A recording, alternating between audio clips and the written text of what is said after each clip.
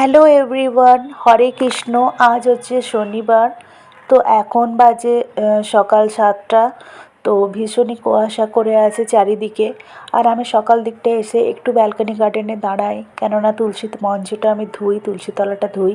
তো সেই জন্য তখনই ধুতে এসে একটুখানি দাঁড়াই, কেননা ভালো লাগে, ফ্রেশ এয়ারটা সকালের খুব থাকে, তো সেই জন্য এখানে একটুখানি দাঁড়াই। তো তারপর এরপর গোপুসোনাকে ওঠাবো, একটু ফ্রেশ করব, একটু খাওয়াবো। তারপরে চা টা করে তারপর বাচ্চাদের পড়াতে যাব ব্রেকফাস্ট করে। তো এই যে বাচ্চাদের পড়াতে বসে গেছি। তো যেটা কথা হচ্ছে যে সারাটা দিন যে কোনো মানুষেরই, প্রত্যেকেরই প্রচুর প্রচুর কাজ থাকে, অনেকই ব্যস্ততা থাকে সারাদিনের কাজের মধ্যে। সবাইকার শিডিউল, কাজের রুটিন, প্রত্যেকটা জিনিস আলাদা থাকে, কিন্তু ব্যস্ততাটা একই রকম থাকে।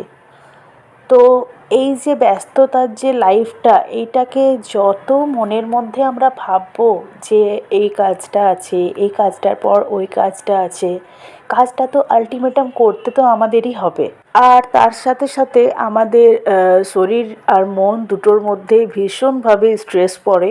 আর শুধু শরীরের নয়, শরীরের সাথে সাথে মনের খেয়াল রাখাটাও আমাদের ভীষণভাবে একটা দরকার।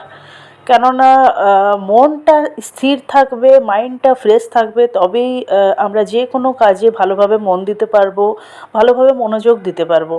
তো সেই জন্য এখন যে যুগটা পড়েছে বা আমাদের লাইফস্টাইলটা যেভাবে হয়ে গেছে, তো এখনকার সময় মানুষের কাছে সময়টাই খুবই কম হয়ে গেছে। প্রত্যেক জনকার জীবনেই দেখবেন সময়টা খুবই কম হয়ে গেছে। তো সেই জন্য আমাদেরকে এইটুকু চেষ্টা করা উচিত যে আমরা আমাদের লাইফের ওই এক্সপেন্সিভ টাইমগুলোতে এমন কারোর সাথে কথা বলবো যার সাথে কথা বলে নাকি আমার মনটা ভালো হয়ে যাবে, পজিটিভিটি পাবো আমি তার থেকে।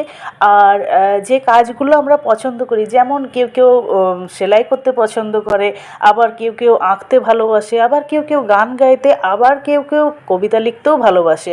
এমনি অনেক ধরনের এমন এমন ইচ্ছা আছে যেগুলো প্রত্যেকটা মানুষের আলাদা আলাদা চয়েস, আলাদা আলাদা ইচ্ছে, আলাদা আলাদা হবি বলতে পারো।